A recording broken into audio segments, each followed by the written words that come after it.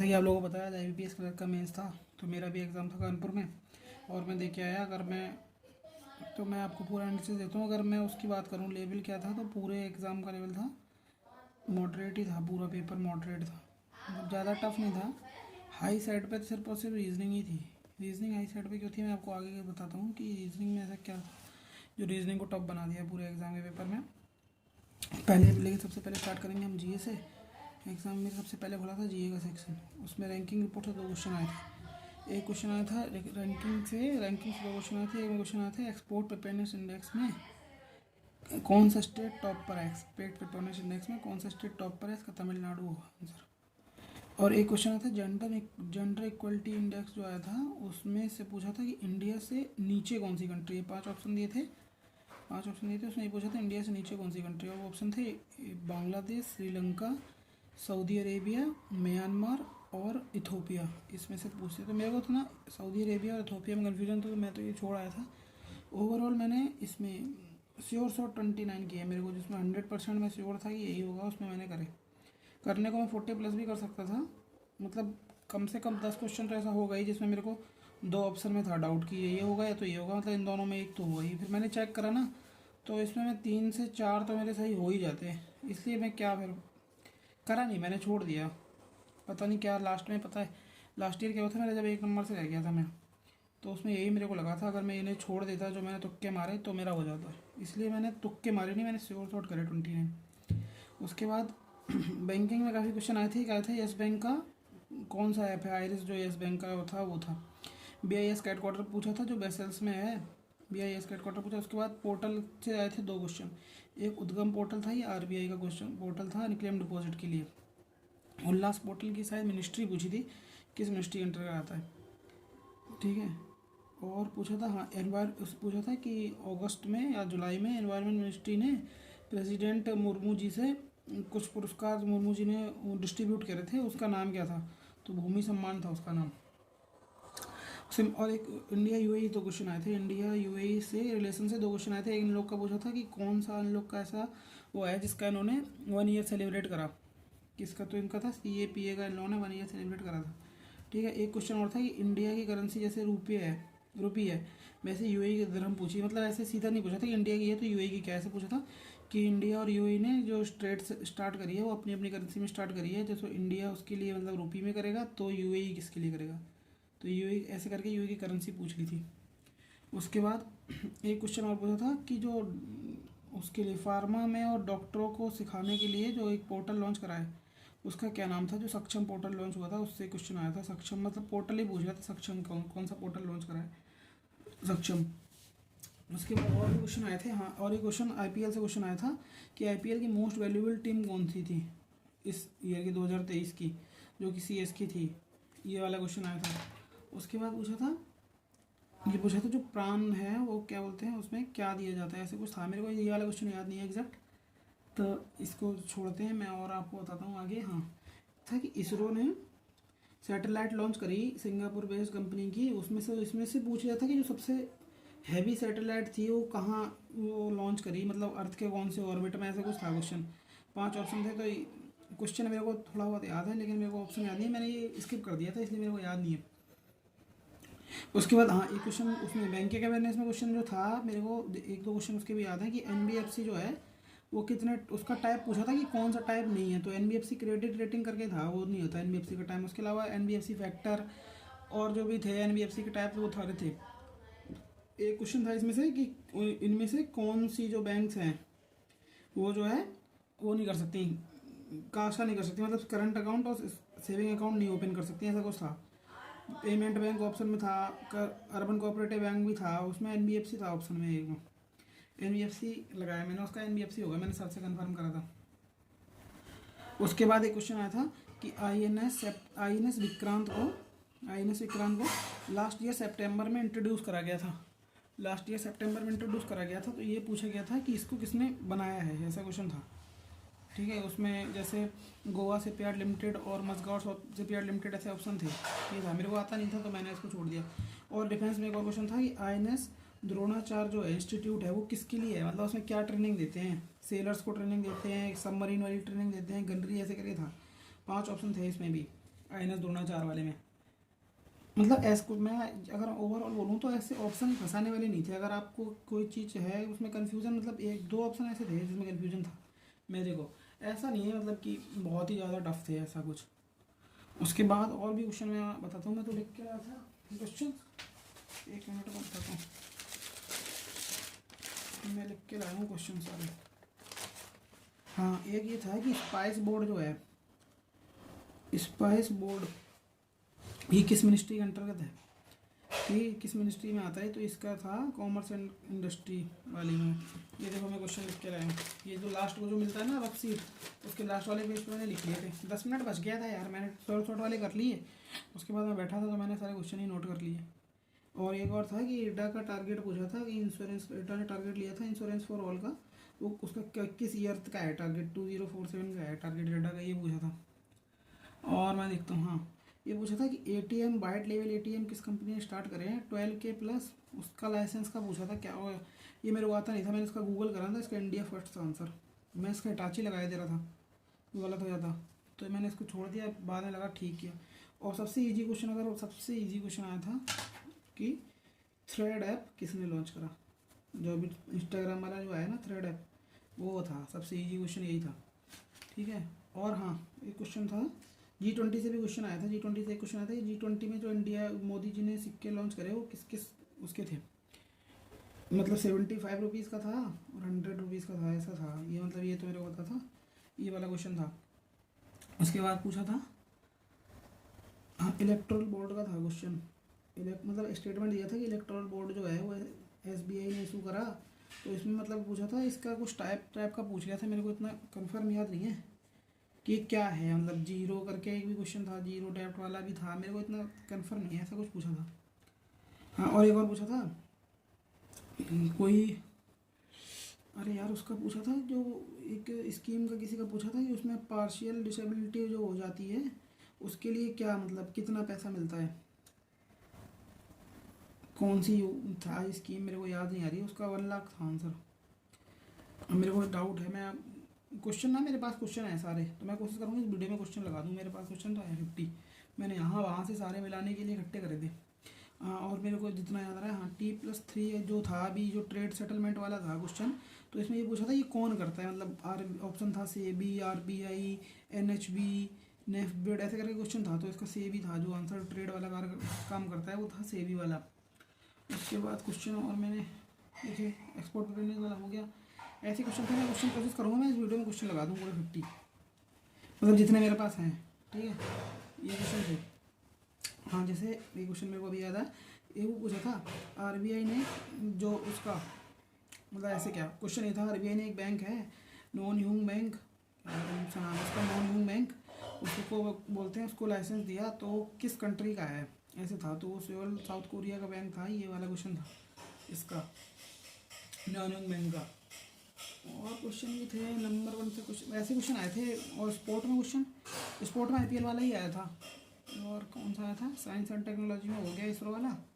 ठीक है, अभी तो इतने ही आए थे मेरे को। ऑबिचरी से कोई आया नहीं था, डे से कोई आया नहीं था, स्टेट से कोई आया नहीं था, और तो यही थे ज़्यादा। मतलब ऐसा कोई टफ नहीं था। हाँ, ये था कि फेम 2.0 था ही किस मिनिस्ट्री में है, ये भी क्वेश्चन था, फेम 2.0 किस मिनिस्ट्री में है। ठीक है, तो अभी तो इतने ही है, काफ़ी है। मतलब मैंने 29 करे इसमें। GA को अगर वो करूँ ना कि क्या इसका लेवल था, तो ईजी टू मॉड ही थी। ईजी टू किसी ने अगर ना लास्ट 6 मंथ की ऐसे ही पढ़ी होगी ना, ऐसे ही ऐसे ऊपर ऊपर से, मतलब क्या क्या व्हाट इन न्यूज़ में, उसने भी कर लिए होंगे 20+ अटैम्प्ट तो मेरे हिसाब से। ऐसा कोई टफ नहीं था GA का एग्ज़ाम। ठीक है, जी हो गया। अब बात करते हैं इसका GA चलता है। GA के बाद सेक्शन आया था इंग्लिश का, GA के बाद इंग्लिश आया था। क्या लिख दिया मैंने ये, अरे भाई इतनी बुरी नहीं है इंग्लिश, स्पेलिंग गलत लिख दूँ, हद हो गई। चलो, इंग्लिश में क्या था, इंग्लिश में 40 क्वेश्चन थे। ठीक है, चारों की अगर बात करूँ, इनको कंपेयर करूँ ना चारों सब्जेक्ट को, तो इंग्लिश सबसे ईजी थी सबसे इंग्लिश। ठीक है, इसमें क्या था, 2 रीडिंग कंप्रेंशन आए थे। पहला रीडिंग कंप्रेंशन था, उसमें सीधे सीधे दिया गया था, एक पैरा 1 ऐसे दिया था। पैरा वन में थोड़ी थोड़ी न्यूज़ थी, और पैरा 2 इसमें क्या न्यूज़ थी, यूएसए में दी थी फार्मास्यूटिकल्स के लिए ये नॉर्म्स हैं, और उसमें दिया था ऑर्फन जो मेडिसिन हैं, मतलब इनके इनके लिए क्या नॉर्म्स हैं। फिर इसी में पैरा 2 में दिया था साउथ अफ्रीका का कि इसमें क्या नॉर्म्स हैं ऐसे करके, और उसके लिए 5 क्वेश्चन थे, टोटल 5 क्वेश्चन थे इसके पैरा 1 के, एक नंबर के।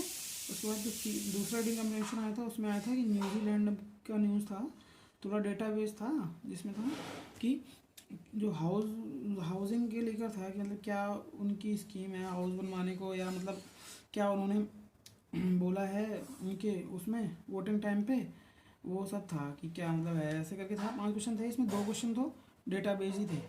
डेटा अगर मतलब आपने ऊपर ऊपर से भी करा ना 2 क्वेश्चन तो बना ही ले जाओगे। उसके बाद वोकैब बेस भी थे।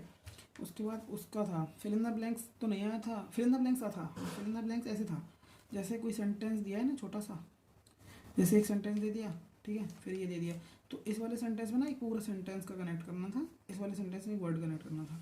5 ऑप्शन थे सेंटेंस एंड वर्ड के, ठीक है। फिल इन द ब्लैंक्स था ये, नहीं रिप्लेसमेंट का नहीं था, फिल इन द ब्लैंक्स का ही था ये। इसके 5 क्वेश्चन या 4 से 5 क्वेश्चन थे इसके बहुत ईजिली। उसके बाद पैराजम्बल भी आया था। पैराजम्बल के क्वेश्चन थे 3 to 4, नहीं 2 to 3, 2 to 3 मेरे हिसाब से 2 ही थे, लेकिन ईजी थे। उसमें ए बी सी और डी का दिया था, उनको अरेंज करना था, मतलब ऐसे इनके 5 क्वेश्चन नहीं थे, एक ही क्वेश्चन था, इनको अरेंज करना था ऑप्शन ऐसे A B C D D C B D ऐसे करके थे, 2 क्वेश्चन थे। उसके बाद इन्फ्रेंस बेस्ड क्वेश्चन थे 3, मेरे को बिल्कुल ये तो करेक्ट याद है, 3 क्वेश्चन थे, ठीक है। इसके इन्फ्रेंस बेस्ड 3 क्वेश्चन थे, मतलब एक पहले पूरी सिचुएशन दे दी, फिर उससे निकालना था कि उसकी क्या है, उनकी वो जैसे क्रिटिकल और वो एम्पैथेटिक और ऐसे करके जो होता है ना क्वेश्चन इन्फ्रेंस बेस्ड, इसके क्वेश्चन थे 3 इंग्लिश में। उसके बाद इंग्लिश में क्वेश्चन था, इंग्लिश में ये हो गया, हाँ। उसके बाद इंग्लिश में वो भी था वर्ड रीअरेंजमेंट वाला, मतलब दे देते हैं जैसे सेंटेंस दे दिया कि this and something and then, फिर इसके बाद ये, फिर इसको वर्ड इसमें कौन सा वर्ड कब आएगा, ए बी सी डी, इसको सही से लगाओ, जैसे वर्ड में इसको ए दे दिया, इसको बी दे दिया, इसको सी दे दिया, इनको सही से अरेंज करें। इसके 4 से 5 क्वेश्चन इसके थे जो ईजी थे। उसके बाद एरर के क्वेश्चन थे 5 क्वेश्चन थे एरर के। एरर के क्वेश्चन मैं बोलूँ अगर इंग्लिश में सबसे ईजी थे एरर के क्वेश्चन, 5 के 5 बिल्कुल ही ईजी थे। अगर आप थोड़ी बहुत भी रीडिंग करते हो ना तो रीडिंग करते ही आ रहे थे, मेरे को अभी एग्जैक्ट याद नहीं आ रहे, ईजी थे एरर के क्वेश्चन 5 के 5। किसी एक में थी नो एरर थी, एक में, किसी एक में, ठीक है। इंग्लिश में ये हुआ, और इंग्लिश में और क्या था, इन्फ्लुएंस बेस हो ही गया। ऐसे ऐसे देखता हूँ क्या क्या हो गया। 5 नंबर का ये हो गया, 5 का ये हो गया, 5 5 10, और ये सेंटेंस हो गया, ये था। ये इसमें 6 क्वेश्चन थे, A B C D E F जो था। फिलर्स में नहीं, फिलर्स में 4 to 5 थे, मैंने उसको वो नहीं अभी इसको नहीं कराया, हाँ मैंने वो तो बताया ही नहीं। एक वो था, अरे वो था जैसे एक वो पैसेज दिया था ना, एक पूरा पैसेज था, उसमें दी थे words A B C D, इसके 6 क्वेश्चन थे कि इसमें मतलब कोई करेक्शन है, कोई वर्ड स्वैप वाला समझ लो, या वर्ड चेंज वाला जो क्वेश्चन होता है कि जैसे इसका ए में क्या चेंज हो सकता है। जैसे कोई एक सेंटेंस दिया है, मेरे को याद नहीं आ रहा वो क्या था, थोड़ा कुछ इंडिया का किसी चीज़ का डेटा था ए, तो उसके 5 ऑप्शन दिए थे, नो करेक्शन रिक्वायर्ड और ऐसे करके। इसके 6 क्वेश्चन थे, ए से लेके एफ तक, तो 6 क्वेश्चन थे, 5 ये हो गए, 5 5 10 15 15 एंड 18 18 21 21 और 5 26 26 और 5 31 31 और 6 37 क्वेश्चन तो इंग्लिश में ये हो गए। 3 और भी होंगे अलग अलग, मेरे को इतना याद नहीं है, ऐसे छोटे मोटे क्वेश्चन भी थे इंग्लिश में। इसके बाद आया था सेक्शन रीजनिंग का, टफेस्ट सेक्शन रीजनिंग का, सबसे ज़्यादा टफ था। अब इसमें क्या टफ था, 16 क्वेश्चन थे इसमें, क्रिटिकल रीजनिंग के थे, जिसको लॉजिकल रीजनिंग नहीं बोलते। इसके 16 क्वेश्चन थे, ठीक है, 50 में से। अब इसके 10 पहले तो जैसे आपका वो खुला, सबसे पहले वो खुला तो सबसे पहले खुला सेक्शन ए और सेक्शन बी करके था रीजनिंग में। सेक्शन ए में तो 2 पजल थी 5-5 नंबर की, 2 पजल थी 5-5 नंबर की, जो कि 2-2 नंबर की थी, 2-2 मार्क्स ईच क्वेश्चन, ठीक है। उसकी क्या पजल थी, मैं आपको पजल बताता हूँ क्या थी। एक पजल तो ऐसी थी कि 2 ईयर दिए हैं, मतलब 12 पर्सन है वो बॉर्न हुए 2 ईयर्स में, 1998 में 1999 में, ठीक है। इसमें ये भी दिया था 1998 में बॉर्न हुए जो पर्सन हैं वो 1999 में ज़्यादा है, 1999 से ज़्यादा है। जैसे आप मतलब इसमें एक कंडीशन इसकी ये भी थी, जैसे जनवरी फरवरी है, उसका बाद जैसे इसका भी जनवरी फरवरी है 1999 का, सीधे पहले 12 मंथ्स इसके हैं, 12 मंथ्स इसके हैं। इसमें लेकिन ऐसे ये कंडीशन ऐसे 6 पर्सन आने थे कि जैसे इसका जनवरी में एक पर्सन आएगा तो इसके जनवरी में कोई नहीं हो सकता, ऐसे करके कंडीशन थी। 90 98 90 90 ये वाला था, ये थोड़ा टफ था, इसमें मैंने 4-5 मिनट मेरे गए, इसमें कंडीशन ही नहीं आ रही थी, 2-3 आ गई थी, उसके बाद 2 से 3 3 से 4 बन रही थी, तो मैंने इसको स्किप कर दिया। इसमें 2 नंबर वाले में एक और पजल थी, उसमें 13% थे, नहीं 13 प्लेसेस थे, 13 प्लेसेस थे ईस्ट टू वेस्ट, उसमें 9% थे, ठीक है, और 4 प्लेसेस थे वो एम्पटी थे, उसमें कोई नहीं था, ठीक है, ये थे इसमें 13% ऐसे थे, रो थी एक उसमें बिठाने थे, ये 9%, ये वाली थोड़ी ठीक थी, टाइम तो ये भी ले गई, 10 मिनट ले गई मेरा ये, लेकिन बन गई थी ये, 2 नंबर वाली बन गई थी मेरे से 5 क्वेश्चन, ये मेरे से नहीं बने थे, ये दोनों ले गए थे मेरा ज़्यादा टाइम, 16 to 17 मिनट्स यहाँ चले गए मेरे सेक्शन ए में।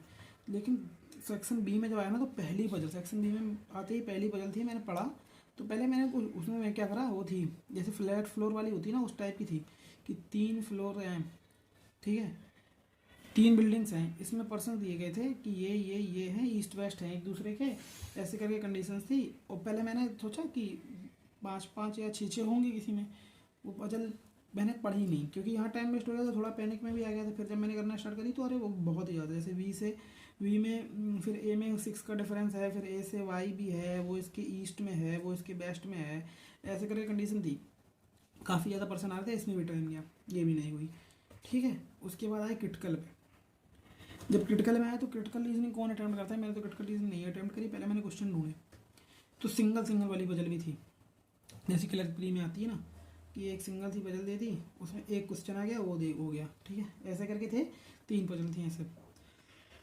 60 नंबर का आता है रीजनिंग, 50 क्वेश्चन 60 नंबर के, तो 20 नंबर यहाँ हो गए, 5 क्वेश्चन ये थे 25, ठीक है, तो और ये हो गए 28, ठीक है। अब एक पजल थी, जो पजल क्या मतलब, वो जो मेरे को नहीं पता उसको क्या बोलते हैं, जैसे था कि ये 1 2 3, ठीक है, इसका पूरा डेटा दिया है कि ऑड के बाद अगर ऑड होगा तो इसको मतलब जैसे इसमें दे दी 25 16 और 4, इसमें दे दी 38 17 27 और 3, ऐसे दे दी। अगर ऑड के बाद ऑड होगा तो उसका ये हो जाएगा, ऑड के बाद स्क्वायर होगा तो उसके बाद इन दोनों का ये हो जाएगा, ऐसे करके पूरा डेटा था। इसके 5 क्वेश्चन थे, ठीक है, इसके 5 क्वेश्चन थे, और ऐसे ही 5 क्वेश्चन का वो था कोडिंग रिकॉर्डिंग बोलते हैं उसको, कोडिंग रिकॉर्डिंग ही बोलेंगे, कोडिंग रिकॉर्डिंग टाइप का था। मतलब उसमें क्या था, उसमें कैसे क्वेश्चन दिया हुआ था, जैसे कोई वर्ड है, मान लो ये है स्पेन, शायद स्पेन था उसमें, इसमें 5 वर्ड हैं, तो उसमें ऐसे दिया था, अगर जैसे if a word has 5 letters then, मतलब हाँ सबसे पहली कंडीशन उसकी ये थी कि जैसे पूरी वो है, ठीक है, पूरी वो है, उसमें दिया हुआ था, अरे यार, उसमें दिया हुआ था कि A1 है, और मतलब जितने कॉन्सोनेंट है उनके टर्म्स दिए हुए थे कि A से B से स्टार्ट लेके है, लेकिन M N P का स्पेशल दिया हुआ था कि जो M N P है उनके अलग दिए हुए थे कि M ये है, P ये है, N ये है, उनके अलग से दिए हुए थे। उसके बाद ऐसा था कि मतलब यहाँ पे T आ रहा था 9th और एक बार Z आ रहा था 9th, मतलब रिपीट होनी थी, ठीक है, तो उसके हिसाब से करना था। और वॉवेल के लिए क्या था, कॉन्सोनेंट का दिए थे, वॉवेल के लिए मतलब वो दिए थे पूरी कंडीशन, उसके अकॉर्डिंग वॉवेल का कोड निकलना था, ऐसे करके 5 क्वेश्चन इसके थे, ठीक है। कितने हो गए, 20 25 और 35 38 ये हो गए। उसके बाद 2 से 3 क्वेश्चन थे स्टेटमेंट वाले कि कुछ दिया है डेटा, कौन मतलब स्टेटमेंट 1 और स्टेटमेंट 2 सेटिस्फाइड वाले।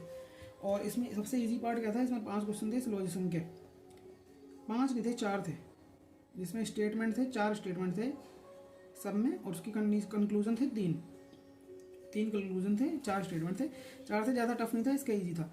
और उसके बाद आया था कोडेड इनक्वालिटी के क्वेश्चन थे, कोडेड इनक्वालिटी क्वेश्चन थे, वो भी 5 क्वेश्चन, 5 नहीं 4 क्वेश्चन थे कोडेड इनक्वालिटी के, बहुत आराम से 4 क्वेश्चन थे, 4 इसके ले लेता हूँ, 4 इसके ले लेता हूँ, ठीक है। कोडेड इनक्वालिटी के 4 क्वेश्चन थे कि मतलब क्या ये ऐसा है तो इसका ये रिलेशन है, और ये ऐसा है इसका ये है, तो मतलब ऐसे करके इसके 4 क्वेश्चन थे, ठीक है, कोडेड इनक्वालिटी के। डायरेक्शन डिस्टेंस का एक क्वेश्चन था, सिर्फ और सिर्फ एक, मतलब एक क्वेश्चन क्या, जैसे ये पजल मैं आपको बता रहा हूँ, सिंगल वाली पजल थी, सिंगल क्वेश्चन, वैसे डायरेक्शन डिस्टेंस का एक वो पजल सा था, उसका एक ही क्वेश्चन था, पजल से यही थी सारी, ऐसे करके 50 क्वेश्चन थे। अभी कितने मिल गया हमें, 46 हो गए, 38 और 46 ही हो गए, तो ऐसे करके 50 क्वेश्चन थे रीजनिंग में।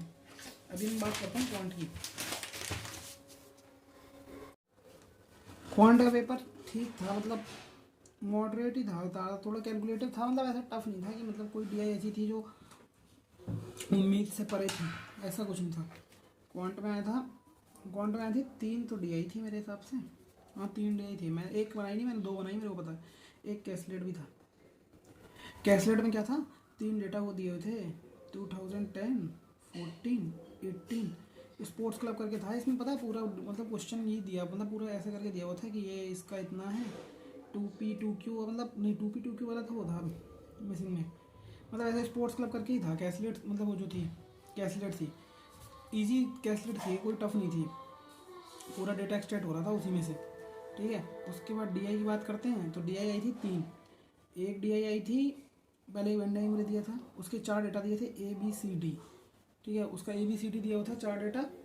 उसके बाद उसमें से दिया हुआ था कि ए मतलब हाँ हाँ याद आ गया, गवर्नमेंट स्कूल और प्राइवेट स्कूल करके था जो DI ABCD का डेटा था। गवर्नमेंट स्कूल मतलब इसमें से पहले दिया था टोटल गवर्नमेंट स्कूल और प्राइवेट स्कूल पर सिटी में। उसके बाद एक नीचे चार्ट दिया था जिसमें था कि जो प्राइवेट स्कूल है वो ABCD चारों में उसमें दिया था कितना कितना आया, उससे फिर गवर्नमेंट स्कूल ऐसे करके था, ईजी थी। और एक और DI जो आई थी, एक DI और थी जो अंबर करके लड़का थी, मेरे को याद नहीं, उसमें प्रोफेशनल और शायद और कोई एक और करके कुछ दिया था, 2 सब्जेक्ट करके दिए थे उसमें, शायद 4 करके क्या दिया था, 4 दिन दिए थे कुछ ऐसे, मतलब टोटल 4 डेटा था ऐसे करके। अंबर का दिया था और शायद क्या नाम था उसका, परी नाम था, क्या नाम था मेरे को नहीं पता, लड़की का नाम था। उसमें क्या डेटा दिया था, जैसे इसके प्रोफेशनल का दे दिया और इसका कुछ का दे दिया, इसका टोटल का नहीं दिया प्रोफेशनल पे उसका, इसका प्रोफेशनल का दे दिया, इसका कुछ का दे दिया और इसका टोटल का दे दिया, और इनका टोटल का भी दिया होता, जैसे ये 100 दे दिया, इसका दिया था टोटल का 20, 30, 40, 50, मतलब मैं अभी आपको ऐसे बता रहा हूँ। इसमें P में वैल्यू थी 2P, 3P, 5P शायद ऐसे थी, और इसका जो इसमें था X और इसका था Y, मेरे को इतना बिल्कुल एग्जैक्ट याद है। X, Y और P की वैल्यू निकालनी थी इसमें, इसी के अकॉर्डिंग पूरा डेटा सॉल्व होना था, बस ये था इसमें। उसके बाद पार्टनरशिप बेस्ड एक DI आई थी, इसकी 3rd DI भी थी जो कि मैंने बनाई नहीं, वो भी चार्ट बेस्ड ही थी, मतलब एक चार्ट था उसमें दिया था कि इतनी इनकम जनरेट हो रही है, कुछ इनकम जनरेट हो रही थी, उसका भी डेटा था वो, मतलब पूरा X और Y प्लस 15 और 30%, और शायद नहीं मेरे को नहीं याद है। और फिर उसके बाद भी एक चार्ट था उसमें भी मिसिंग थी, तो मेरे को लगा ये ज़्यादा खींचेगी टाइम मेरा, और उसमें क्या था, जो उसका टोटल वाला डेटा दिया था वो पूरा एग्जैक्ट 0 में नहीं दिया था, वो ऐसे दिया था 17522 ऐसे करके था, तो मेरे को लगा ये कैलकुलेटर होगी, तो मैंने इसको छोड़ दिया, ये नहीं मैंने करा। हाँ, उसके बाद पार्टनरशिप बेस्ड आई थी, उसमें मतलब ए बी 2 बंदे थे, 6 महीने बाद C भी ज्वाइन कर रहा था, टोटल वेरिएबल ही थे, नंबर नहीं थे इसमें, बस एक नंबर आया था 8 महीने 8 के, और वो कर रहा है इन्वेस्ट 6 महीने बाद ऐसे करके था। ABC करके 3 डेटा ये आए थे, पार्टनरशिप इसके 2 क्वेश्चन थे। ठीक है, सबसे ईजी आया था इसमें 5 आए थे सिंप्लीफिकेशन, जो कि बिल्कुल ही ईजी थे, बहुत ही ज़्यादा ईजी थे, ईजिली सॉल्व हो गए। उसके बाद एक कुछ क्वाड्रेटिक इक्वेशन थे, क्वाड्रेटिक इक्वेशन में क्या आया था, क्वाड्रेटिक इक्वेशन क्वेश्चन आए थे, 2 क्वेश्चन आए थे। एक में जो इसके फैक्टर्स बन रहे थे वो थे 6/2 और शायद 5/2 बन रहे थे। इसका जो दूसरा था पार्ट 2 जो था वो बहुत ही ज़्यादा टफ था, उसमें 1 + 1y x² मैंने कुछ दिया था, उसके बाद पॉइंट दिया था 1.75 या 1.25 कुछ भी दिया हो, और यहाँ y-2 दिया था, ऐसे कुछ करके दिया था, पॉइंट में था 3.75 ही आ रहा था, हाँ मेरे को याद है, 400 और 300 मतलब 4 और 3 करके कुछ ऐसे ही था, डेटा मेरे को इतना कंफर्म याद नहीं है, हो गया था मतलब ऐसा ईजी था। और एक क्वाड्रेटिक इक्वेशन आया था, उसमें फैक्टर निकालने थे, कुछ फैक्टर का था उसमें, शायद बिगेस्ट फैक्टर पूछ लिया था, मतलब जो इसमें जो फैक्टर आए थे उसमें शायद अल्फा बीटा जो उसके फैक्टर थे उसमें पूछ लिया था, मतलब पहले तो इनका वो मल्टीप्लाई और वो करके करते थे, मतलब थोड़ा उसमें क्या था -13/5 था जो कि मेरे को याद नहीं है, और अल्फा बीटा था 1 था। ठीक है, इसमें अल्फा बीटा की वैल्यू निकालनी थी, शायद हाईएस्ट पूछा था, मैंने किया था, मेरे को एग्जैक्ट याद नहीं आ रहा कौन सा बड़ा आया था, उसकी वैल्यू पूछी थी, जो बड़ा आया उसकी वैल्यू पूछनी थी। ठीक है, उसके बाद क्वेश्चन आया था, हाँ 1-2 क्वेश्चन आए थे नंबर सीरीज के, नंबर सीरीज मतलब वैसे कोई नंबर सीरीज नहीं आई थी, क्वेश्चन ऐसा आया था, ये सीरीज दी थी 1 और ये मान लो x दे दिया, उसके बाद 2 64 थी शायद, 1152 थी, उसके बाद 17 कुछ थी 100, मेरे को इतना एग्जैक्ट याद नहीं है, कुछ थी वैल्यू, इसमें इसकी वैल्यू निकालनी थी, इसके अकॉर्डिंग 2 क्वेश्चन थे। ठीक है, इसके अकॉर्डिंग 2 क्वेश्चन थे, और मैथ में क्या था, इसके अकॉर्डिंग थे, और उसके बाद लास्ट में तो कैलकुलेट थी, इतना ही मेरे को अभी याद आ रहा है मैथ में। ओवरऑल मैथ का पेपर भी ईजी था। ठीक है, मतलब इजी तो नहीं बोल सकते इजी तो नहीं बोल सकते, बच्चे तो मेरे दोस्त थे वो ज़्यादा अटैम्प्ट नहीं, उनके मॉडरेट था, जैसे मेरा क्या हुआ, मैं रीजनिंग में मेरा टाइम वेस्ट हुआ तो मेरे अटैम्प्ट नहीं हुए, रीजनिंग में मैंने 32 तक लोगों ने बताया मैंने किए हैं जो मेरे दोस्त हैं, नहीं तो बोलने को क्या। अब मैं अपने अटैम्प्ट बता देता हूँ, मेरे कितने कितने हैं, 29 मेरे हैं GA में। ठीक है, उसके बाद मेरे 32 हैं इंग्लिश में, और 24 है मेरे रीजनिंग में, और मेरे शायद 20, हाँ शायद क्या 29 है मेरे क्वांट में। ठीक है, मेरी ये अटैम्प्ट रहे, अब देखते हैं, होप फॉर द बेस्ट क्या होता है। यूपी जनरल से हूँ मैं, पिछली बार तो हाईएस्ट कट ऑफ गई थी यहाँ की, अभी अब इस बार तो पता नहीं क्या होता है। ठीक है, बेस्ट ऑफ लक दोस्तों। अब IBPS PO पर फोकस करो, 5 नवंबर को है। ठीक है, और कोई अगर आपको कैसी वीडियो लगी, मेरी पहली वीडियो है ये, किसी ने अगर लास्ट तक देखी हो ना तो बता दें मेरे को, कुछ इम्प्रूव करना है और तो ठीक है। Thank you.